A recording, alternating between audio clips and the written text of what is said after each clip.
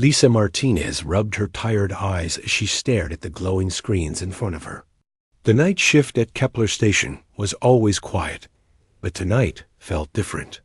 She had been monitoring deep space communications for 3 years now, and most nights brought nothing but static and background noise from distant stars. The coffee in her cup had gone cold hours ago, and she was counting down the minutes until her replacement arrived. The communication array sat at the very edge of human space, far from Earth and the bustling colonies of the inner systems. It was a lonely assignment, but someone had to watch for signals from the unknown depths of space. Lisa had volunteered for this job because she wanted to be the first to hear from other civilizations out there. Most people thought she was crazy for believing aliens existed, but Lisa knew better. The first beep came at 0347 hours. Lisa almost missed it because she was looking at duty schedules on her tablet. The sound was different from the usual background noise that filled the communications bay. She looked up at her main screen and saw a small spike in the signal strength meter. Her heart started beating faster as she adjusted the filters and tried to clean up the incoming transmission. The signal was weak and broken, coming in scattered pieces that made no sense at first. Lisa worked quickly, her fingers dancing across the control panel as she tried to boost the signal strength. Whatever was sending this message was very far away, and the transmission was fading in and out like a radio station on a stormy night. Jake Morrison, the station captain, was asleep in his quarters when the emergency alarm started blaring throughout Kepler Station. He jumped out of bed and ran to the communications bay, still wearing his sleeping clothes. Lisa was hunched over her console, sweat beading on her forehead as she worked to decode the mysterious signal. "What do we have, Martinez?" Jake asked, his voice still rough from sleep. "Sir, I'm picking up what looks like a distress signal from the Vega system. It's definitely not human, and the computer is having trouble translating it. The signal is very weak, but I can make out some words." Jake moved closer to Lisa's station and watched as strange symbols appeared on her screen. The Universal Translator, a piece of technology that Earth scientists had developed based on mathematical principles, was working hard to make sense of the alien language. Slowly, English words began to appear beneath the strange symbols. "Help." Lisa read aloud, her voice shaking slightly. "Guying. Coordinates. Many ships. Please help." Jake felt his stomach drop as more words appeared on the screen. Genocide. Swarm. Eating worlds. Please. Anyone. The transmission continued for several more minutes, with the alien voice growing weaker and more desperate. The message repeated the same basic information over and over. They were under attack by something called the Swarm. Their worlds were being destroyed, and they needed immediate help from anyone who could hear them. Lisa managed to pull coordinates from the signal, pointing to the Vega system about 25 light-years away. The aliens called themselves the Zelani, and they described ships full of refugees fleeing from their dying worlds. They were peaceful traders who had never hurt anyone, but now they were being hunted by creatures that consumed entire planets. Jake immediately called Admiral Katie Sullivan at Earth Defense Command. The Admiral was known for making quick decisions and never backing down from a fight. She had risen through the ranks during the Mars Rebellion and had earned respect from every soldier in the human fleet. "Admiral, we have a situation," Jake said as soon as the video connection opened. "We're receiving what appears to be an alien distress signal from the Vega system. They're under attack by something called the Swarm."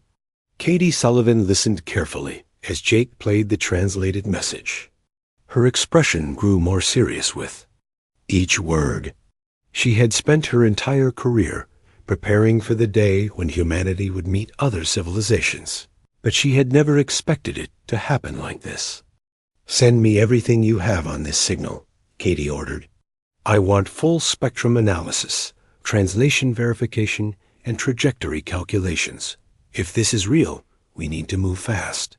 Back at Kepler Station, Lisa continued monitoring the signal. As it grew weaker, the Zelani were describing massive organic ships that seemed to be alive, consuming everything in their path. They had tried to fight back, but their weapons were designed for mining and construction, not warfare.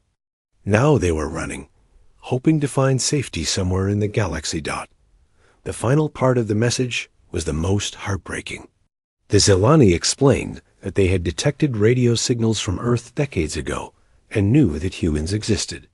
They were calling out to humanity as their last hope, begging for any kind of help that could be provided. The transmission ended with coordinates for a rendezvous point near the outer edge of the Vega system. Admiral Sullivan made her decision within an hour of receiving the report. She had never met an alien before, but she understood one thing perfectly. Innocent people were dying, and humanity had the power to help them. She activated Protocol 7, the emergency mobilization of Earth's entire deep space fleet. Within minutes, every human warship in the solar system received the same message: prepare for immediate departure to the Vega system. This was not a drill. For the first time in human history, the entire fleet would leave Earth's protection to help complete strangers in a distant star. News of the alien contact spread through the fleet like wildfire. Sailors who had been preparing for routine patrols suddenly found themselves checking weapon systems and loading extra ammunition. Marines who had been planning shore leave were instead packing combat gear and studying what little information they had about the swarm. The mobilization was unlike anything humanity had ever attempted. Ships that had been in dock for repairs were hastily made ready for combat. Crews were pulled from leave and rushed back to their vessels. Supply ships worked around the clock to load food, fuel, and ammunition for what might be a very long journey. As the first ships began powering up their engines, Lisa Martinez sat alone in the communications bay, still listening to the fading signal from the Zelani. She had wanted to be the first human to hear from aliens, and now she was. But instead of the peaceful first contact she had dreamed of, humanity was about to enter the galaxy as warriors, rushing to fight an enemy they had never seen to save people they had never met. Commander Ryan Phillips stood on the observation deck of Luna Naval Base and watched as the largest fleet in human history prepared for departure. Ships of every size and class filled the space around Earth's moon, their running lights creating a constellation of red and green stars against the black void. He had been in the Navy for 20 years, but he had never seen anything like this. The flagship UHS Defiance hung in the center of the formation, its massive hull bristling with weapons and armor plating. Captain Amy Brooks commanded the ship, with the same calm confidence that had made her famous during the Titan campaign. She was one of the few officers who had actually fought aliens before, though those had been mindless creatures found in the ice mines of Europa. Ryan's job was to coordinate the logistics of moving over 200 warships across 25 light years of space. Each ship needed fuel, ammunition, food, and spare parts for what might be a very long mission. The supply ships were working overtime to load everything the fleet would need, but Ryan worried it might not be enough. The UHS Hammer, one of the largest assault carriers in the fleet, was loading Marines and their equipment. Lieutenant Colonel Steve Parker walked through the hangar bays, checking on his soldiers as they prepared for combat. These were not ordinary troops. They were the best fighters humanity had ever produced, trained in the harsh environments of Earth's most dangerous locations. Steve had grown up on Earth, in the ruins of old Detroit, where gangs fought over scraps of metal and clean water. He had joined the Marines to escape that life, but the violence and survival instincts he had learned there made him a perfect soldier. His men trusted him because he had never led them into a fight he wouldn't fight himself. The Marines were loading their gear with practiced efficiency. Each soldier carried enough firepower to level a small building, along with armor that could stop bullets and energy weapons. Their training had prepared them for every kind of combat, from zero-gravity boarding actions to fighting on hostile planets with poisonous ATMOSPHE, Arias. Maria Santos, the chief engineer on the Defiance, was running final checks on the experimental jump drives that would carry the fleet to Vega. The technology was based on alien wreckage found on an asteroid 20 years ago, but human engineers had improved it far beyond its original design. Where the alien version could barely jump between nearby star systems, the human version could cross dozens of light years in a matter of days. The jump drives worked by folding space around the ship, creating a bubble of normal space that could travel faster than light. The process was dangerous and required perfect timing, but it was the only way to reach the Zelani before the swarm destroyed them completely. Captain Brooks called a meeting of all ship commanders just before departure. The briefing room on the Defiance was packed with officers from every ship in the fleet. These were hardened veterans who had fought pirates, rebels, and hostile alien creatures, but they had never faced an enemy like the swarm.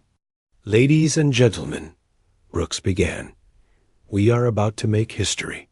This is humanity's first contact with a peaceful alien civilization, and they have asked for our help. We don't know much about the swarm, but we know they are destroying entire worlds and killing millions of innocent people." Intelligence Officer Danny Rodriguez stood up and activated a holographic display showing what little information they had gathered about the swarm. The images were terrifying. Massive organic ships that looked like giant insects, covered in weapons that seemed to be part of their living bodies. The ships moved in perfect coordination, suggesting they were controlled by a single intelligence. "The swarm appears to be a hive mind," Danny explained. "They consume all organic matter on a planet, then move on to the next world. They have been spreading across this part of the galaxy for decades, leaving nothing but dead rocks behind them." Major Helen Carter, the fleet's top fighter pilot, studied the images with professional interest. Her pilots were the best in human space, trained to fight in conditions that would kill most people. They flew ships that were built like flying tanks, designed to take damage and keep fighting. Helen had earned her reputation during the war against the Martian separatists, where she had shot down 12 enemy fighters in a single battle. Her pilots called her Ice Queen because she never showed fear, even in the most dangerous situations. Now she was looking at an enemy unlike anything humanity had ever faced. "Their ships are organic," Helen noted. "That means they might be vulnerable to different kinds of weapons than we're used to fighting. We'll need to adapt our tactics once we see them in action." The fleet's medical officer, Dr. Patricia Adams, was preparing for the worst. She had no idea what kind of injuries the swarm's weapons might cause, but she was loading every medical ship with supplies for treating burns, radiation poisoning, and trauma wounds. Her teams were some of the best combat medics in human space, trained to work in the middle of battles. As the final preparations were completed, Admiral Sullivan sent a message to every ship in the fleet. Her face appeared on screens throughout the Armada, showing the determination that had made her one of humanity's most respected military leaders. "Today we go to help people we have never met, to fight an enemy we have never seen," she said. "But this is what humanity does. We protect those who cannot protect themselves, and we never abandon our friends. The Zelani called out to us in their darkest hour, and we will answer that call." The ships began forming up for the jump to hyperspace. The Defiance took point, followed by the heavy cruisers and battleships. The carriers and their fighter escorts formed the second wave, while the destroyers and frigates spread out to protect the flanks. Supply ships and medical vessels stayed in the center of the formation, protected by the warships around them. Ryan Phillips watched from the bridge as the jump coordinates were transmitted to every ship. The fleet would jump together, maintaining formation even while traveling through hyperspace. It was a complex maneuver that required perfect timing, but the human fleet had practiced it many times. Captain Brooks gave the order, and the entire fleet disappeared in brilliant flashes of light. 200 human warships vanished from Earth's solar system, leaving behind only the energy signatures of their passage. They were heading into the unknown to fight for people they had never met against an enemy that had never faced humanity before. Vega would take 3 days, during which the fleet would travel through the strange dimension known as hyperspace. The ships would be isolated from normal space, unable to communicate with Earth or detect what was happening at their destination. They were committed now, racing through the void to reach the Zelani before it was too late. As the fleet traveled through hyperspace, the crews prepared for battle.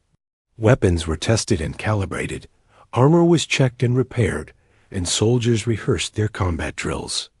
Everyone knew that when they arrived at Vega, they would be facing the fight of their lives against an enemy that had never been defeated. The human fleet moved through hyperspace like ghosts in a dimension that existed between the normal laws of physics. Captain Amy Brooks stood on the bridge of the Defiance, watching the strange colors that swirled outside the viewports. Hyperspace was a place where time moved differently and distance had no meaning, but it was also dangerous. Ships that made mistakes in hyperspace were never seen again. The jump to Vega was the longest journey any human fleet had ever attempted. Most hyperspace jumps lasted only a few hours, but this one would take 3 full days. During that time, the ships would be completely cut off from the outside universe, unable to receive messages or detect what was happening at their destination. Danny Rodriguez spent most of the journey in the intelligence section, studying everything. They knew about the swarm. The information was limited, but it painted a picture of an enemy unlike anything humanity had ever encountered. The swarm ships were not built in factories like human vessels. They were grown like living creatures, with weapons and armor that were part of their biological structure. They consume everything organic, Danny explained to the other officers. During a briefing, planets, plants, animals, even the bacteria in the soil. They strip worlds completely bare, then move on to the next target. They've been doing this for decades, maybe centuries. The reports from the Zelani described swarm ships that could repair themselves by consuming metal and organic matter. Their weapons fired living projectiles that ate through armor and hull plating. Most terrifying of all, they seemed to be controlled by a single intelligence that coordinated their attacks with perfect precision. Major Helen Carter used the hyperspace journey to drill her pilots relentlessly. The flight simulators ran constantly, with pilots practicing combat maneuvers against theoretical swarm ships. Helen pushed her people hard because she knew that when they reached Vega, there would be no time for mistakes. Remember, these are not normal ships, Helen told her squadron leaders. They're alive, which means they might move in ways we don't expect. Stay flexible, watch each other's backs, and don't assume anything about how they'll fight. The human fighters were built for war in ways that other species would find shocking. Each ship was heavily armored and carried enough weapons to destroy a small building. The pilots were trained to fight in zero-gravity, hostile atmospheres, and extreme radiation. They were products of humanity's violent history, shaped by millions of years of survival on a dangerous world. Lieutenant Colonel Steve Parker spent the journey preparing his Marines for what might be the most difficult mission in human history. His soldiers were loading special ammunition designed to work against organic targets, along with flamethrowers and acid weapons that could burn through living armor. The Marines trained in the ship's combat simulators, practicing boarding actions against swarm vessels. They rehearsed fighting in cramped corridors filled with hostile atmosphere, where any mistake could mean death. Steve watched his people work and felt proud of what humanity had become, a species that never gave up, never surrendered. and never abandoned their friends. Dr. Patricia Adams was preparing her medical teams for casualties, unlike anything they had seen before. The swarm weapons seemed to cause injuries that were part physical damage and part biological infection. She was loading her medical bays with every kind of treatment she could think of, from antibiotics to surgical robots. "We don't know what their weapons will do to human bodies," Patricia told her staff. "Be ready for anything. Burns, poison, infection, maybe even some kind of biological warfare. We'll figure it out as we go." Commander Ryan Phillips was coordinating the fleet's logistics from his position on the command ship. Moving 200 warships across interstellar space was like feeding a small city, except this city was armed with enough weapons to destroy planets. Every ship needed fuel, ammunition, food, and spare parts. The supply ships were packed with everything the fleet might need for an extended campaign. Ryan had loaded extra medical supplies, knowing that casualties were inevitable. He had also brought repair equipment and spare parts for every major system on every ship in the fleet. As the fleet traveled through hyperspace, the long-range sensors detected the first signs of the battle ahead. Even from the strange dimension of hyperspace, they could see the energy signatures of massive explosions in the Vega system. The swarm was still attacking, and the Zilani were still fighting for their lives. Captain Brooks called another meeting of the ship commanders as they approached their destination. The briefing room was tense as the officers discussed their battle plans. They were about to face an enemy that had never been defeated, using tactics that had never been tested against living ships. "We go in hard and fast," Brooks announced. "The swarm won't expect us, so we use that surprise to hit them before they can react. Spread the fleet out so they can't surround us, and focus fire on their largest ships first." The plan was simple but effective. The human fleet would drop out of hyperspace at the edge of the Vega system, then accelerate toward the planet where the Zilani were making their last stand. The heavy ships would engage the swarm fleet while the carriers launched their fighters. To protect the evacuation ships. As the final hour of the journey approached, the crews made their last preparations. Weapons were loaded and tested, armor was sealed and checked, and soldiers said their prayers or wrote letters to families back on Earth. Everyone knew that some of them would not survive the coming battle. Defiance's navigation officer announced that they were approaching the jump point. Captain Brooks took her position in the command chair and activated the fleet-wide communication system. Her voice carried to every ship in the Armada as she prepared to give the order that would bring humanity into its first interstellar war. "All ships, prepare for jump termination," Brooks commanded. "We are about to enter the Vega system and engage the swarm in combat. Remember why we're here: to save innocent people from an enemy that shows no mercy. Make humanity proud." The fleet began dropping out of hyperspace in perfect formation. The Defiance led the way, followed by the heavy cruisers and battleships. The carriers came next, already launching their fighters as they returned to normal. Space. The destroyers and frigates spread out to protect the flanks, while the supply ships moved to the rear of the formation. As the last ship completed its jump, the human fleet found itself at the edge of a system in chaos. 3 Zilani worlds burned in the distance, their surfaces scarred by orbital bombardment. Massive organic ships moved between the planets like hungry predators, consuming everything in their path. The swarm had never encountered humanity before, but they were about to learn why humans were the most dangerous species in the galaxy. The fleet that had just arrived carried the combined fury of a species that had fought its way to the top of the food chain on one of the most hostile worlds in the universe. Captain Brooks studied the tactical display and saw hundreds of swarm ships surrounding the last inhabited planet in the system. The Zilani were making their final stand, their small ships trying desperately to protect the evacuation transports. It was a hopeless fight, but they were still fighting. "All ships, battle stations," Brooks ordered.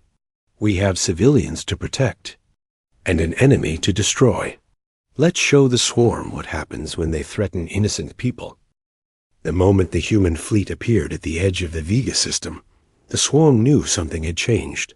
Their organic ships, which had been focused on consuming the last Zilani world, suddenly turned toward this new threat. The hive mind that controlled them had never encountered humans before, but it sensed danger in these strange metal ships that moved with predatory precision. Captain Amy Brooks watched the tactical display as hundreds of swarm vessels began moving toward her fleet. The enemy ships were unlike anything in human military databases. They looked like enormous insects with wings made of living metal and weapons that pulsed with bioluminescent light. They moved through space not like machines, but like living creatures hunting their prey. All ships, assume attack formation, Brooks commanded. Target their largest vessels first. Let's see what these things are made of. The opening salvo came from the human battleships, their massive rail guns launching projectiles at significant portions of the speed of light. The metal slugs struck the nearest swarm ships with the force of nuclear weapons, punching through their organic armor and sending chunks of living tissue spinning into space. The aliens had never faced weapons designed to crack the crust of a planet. The swarm responded immediately, their ships releasing clouds of what looked like living missiles. These projectiles moved with unnatural speed, twisting and turning through space as they sought their targets. When they struck the human ships, they began eating through the armor plating, dissolving metal and trying to reach the crew inside. That Commander Ryan Phillips coordinated the fleet's defensive fire from his position on the command ship. The human point defense systems filled space with streams of high-energy particles, destroying most of the organic missiles before they could reach their targets. The few that got through were met by armor plating designed to resist the most extreme environments humanity had ever encountered. Their weapons are biological, Phillips reported to Captain Brooks. Some kind of acid or enzyme that dissolves. Metal. Our armor is holding, but we need to stay mobile to avoid concentrated fire. The battle quickly spread across the entire Vega system as both fleets maneuvered for advantage. The swarm ships moved in perfect coordination, their hive mind, allowing them to execute complex maneuvers without any visible communication. But the humans had something the swarm had never faced: individual creativity and the ability to adapt to changing situations. Major Helen Carter led the first wave of human fighters into the battle, her squadron diving toward the largest swarm. Ships. Her pilots flew with the reckless courage that had made humanity famous throughout their own solar system. They ignored the clouds of organic missiles filling space around them, focusing only on their targets. Remember, these ships are alive, Helen radioed to her pilots. Look for weak spots, anything that looks like it might be a vital organ or control center. Hit them hard and get out.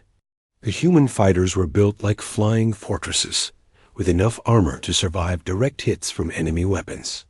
Each pilot had trained in the radiation storms of Jupiter and the methane clouds of Titan, preparing for combat in environments that would kill most other species.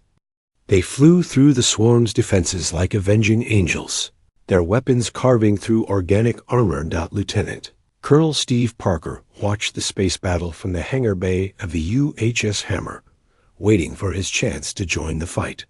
His Marines were loaded into assault shuttles, ready to board any swarm ship that came within range.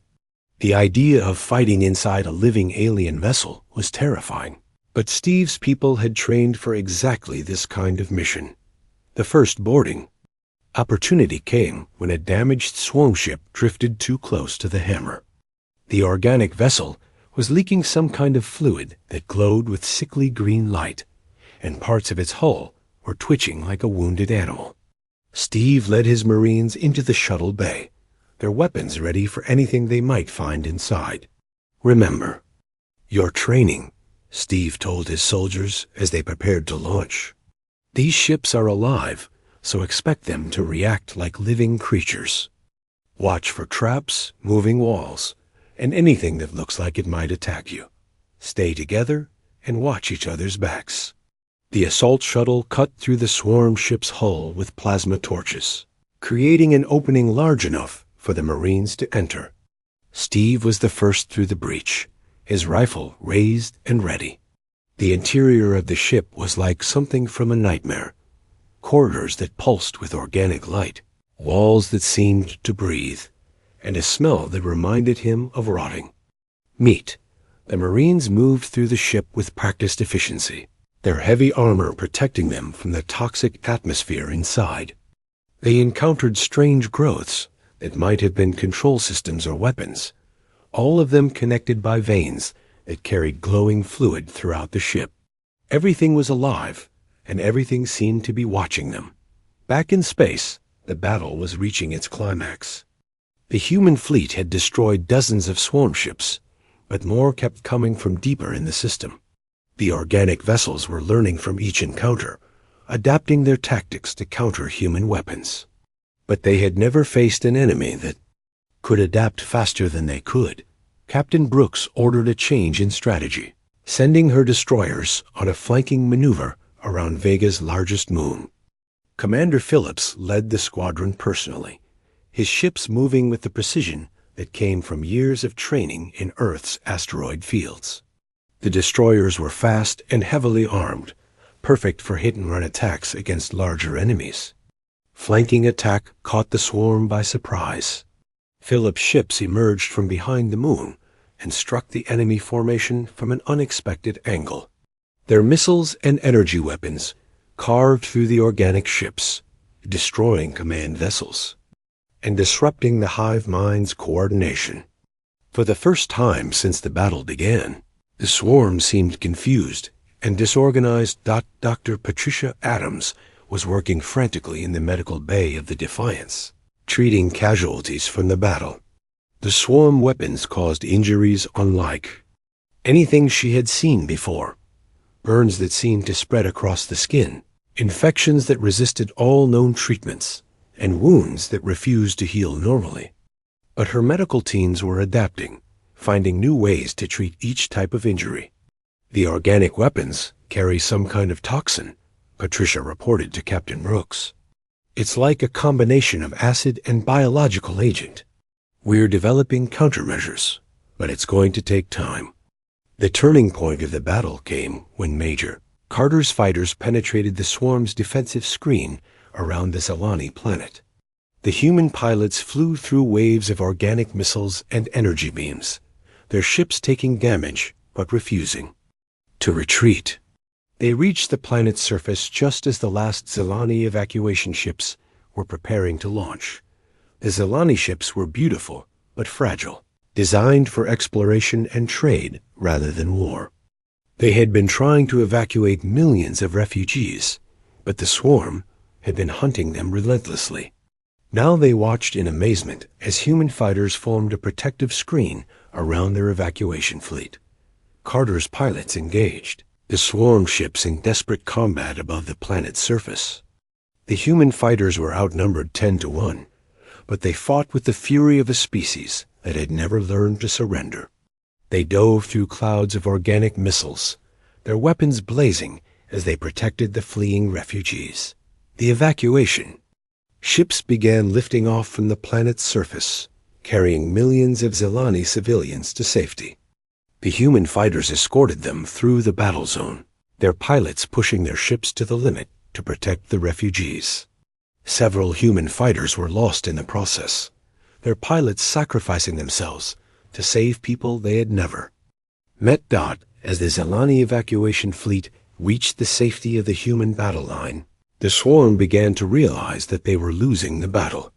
Their organic ships, which had seemed invincible against other species, were being systematically destroyed by human weapons.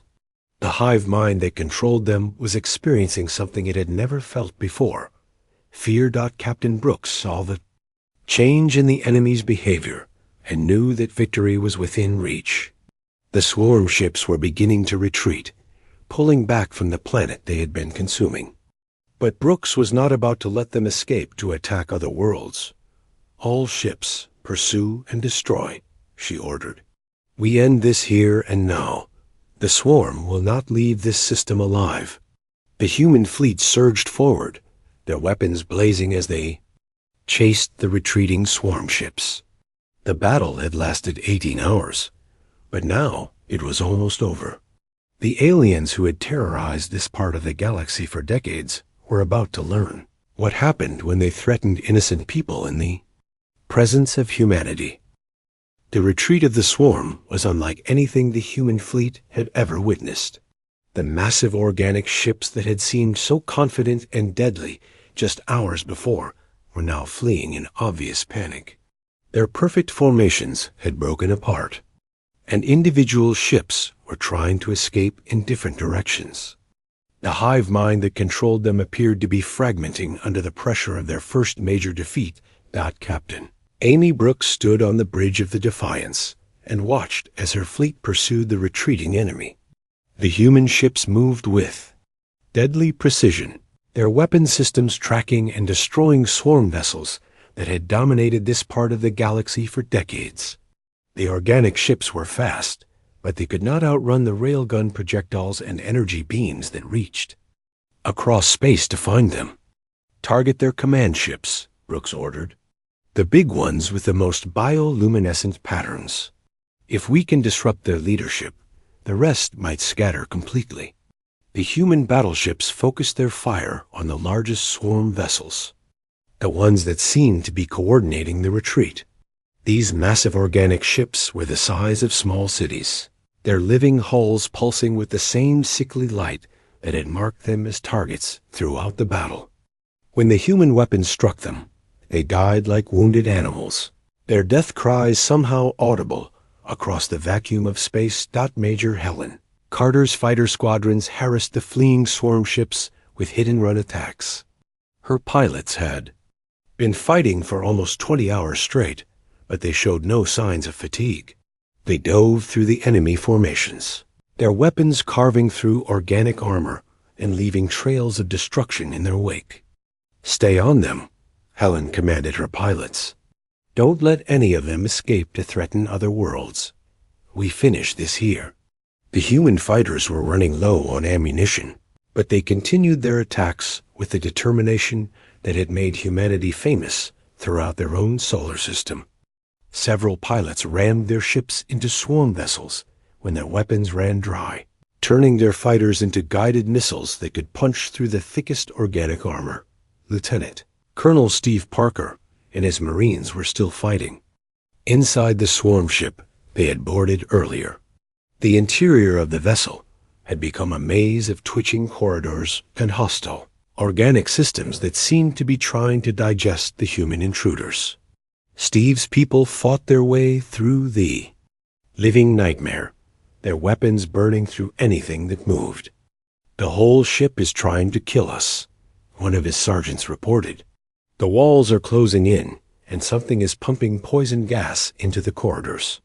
Steve led his Marines deeper into the ship, looking for what might be its brain or control center. They found it in a chamber that pulsed with organic light, filled with creatures that looked like a cross between octopi and computers. The Marines opened fire without hesitation, their weapons destroying the biological control systems and causing the entire ship to convulse in its death throes.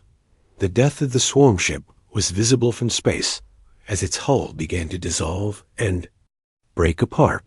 Steve and his Marines barely escaped in their assault shuttle before the vessel completely disintegrated. They had learned valuable information about how the organic ships worked, knowledge that would be useful in future encounters with the swarm. Dr. Patricia Adams was treating the wounded from the battle, her medical teams working around the clock to save lives. The casualties were lighter than expected, thanks to the superior armor and training of the human forces. Most of the injuries were from the organic weapons that the swarm used, but Patricia's people were learning to treat these exotic wounds. The biological agents in their weapons are designed to work on silicon-based life forms, Patricia reported to Captain Brooks.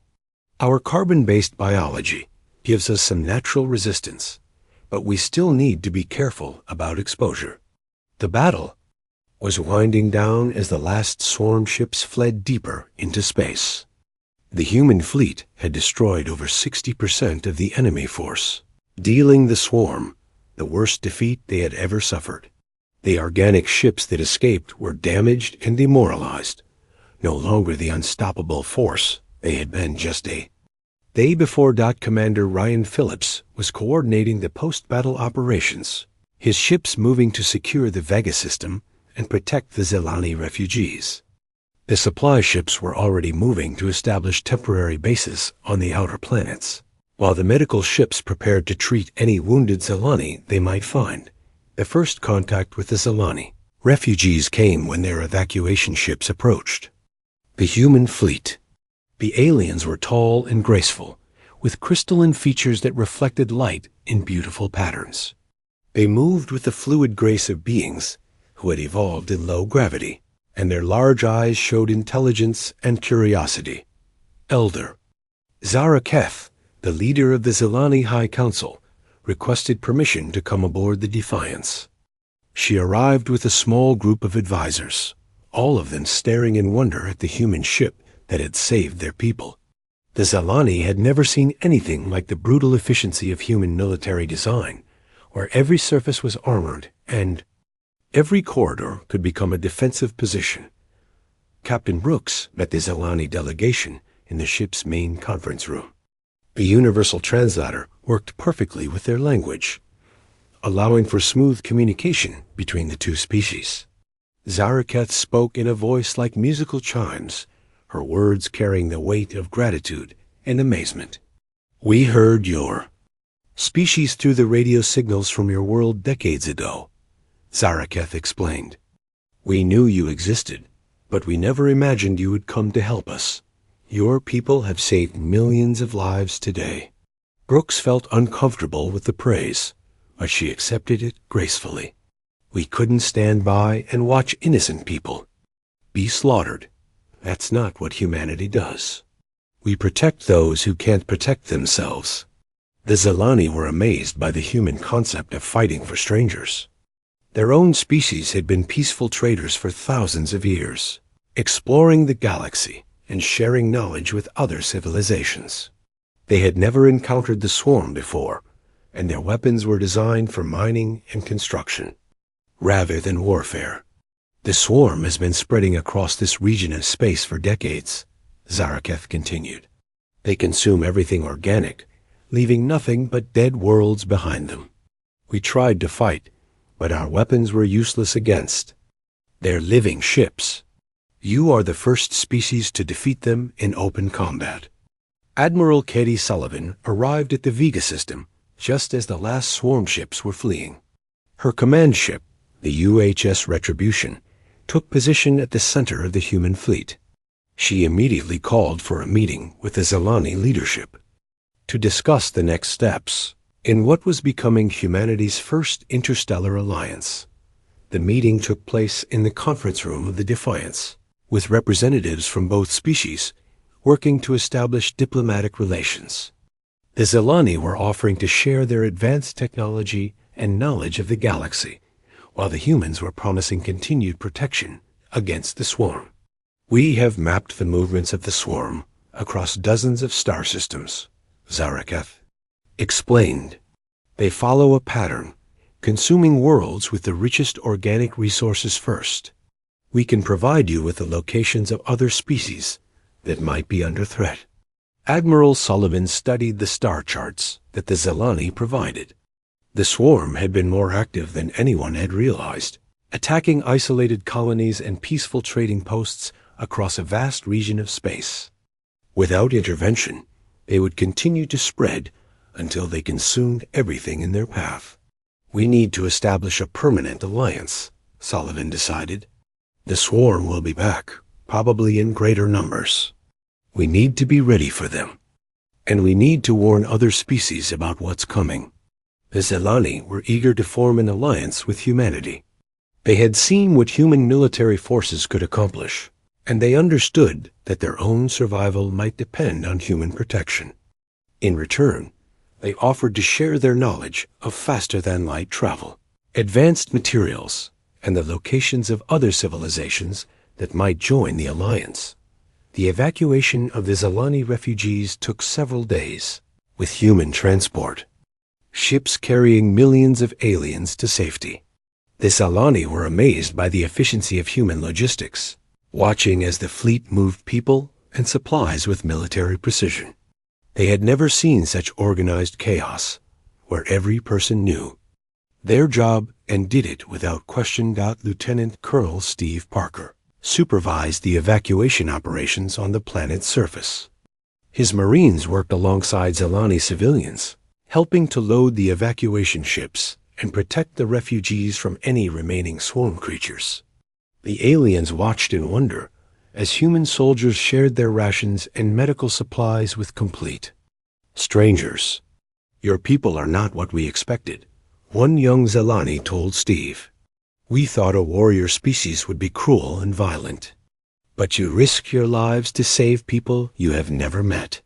Steve smiled grimly. "We are violent when we need to be, but we're also protective of those who can't protect themselves. That's what makes us human." The news of humanity's first contact and military victory spread throughout the galaxy at faster-than-light speeds. Other species began to hear about the Deathworld fleet that had appeared from nowhere to defeat the swarm. Some were curious,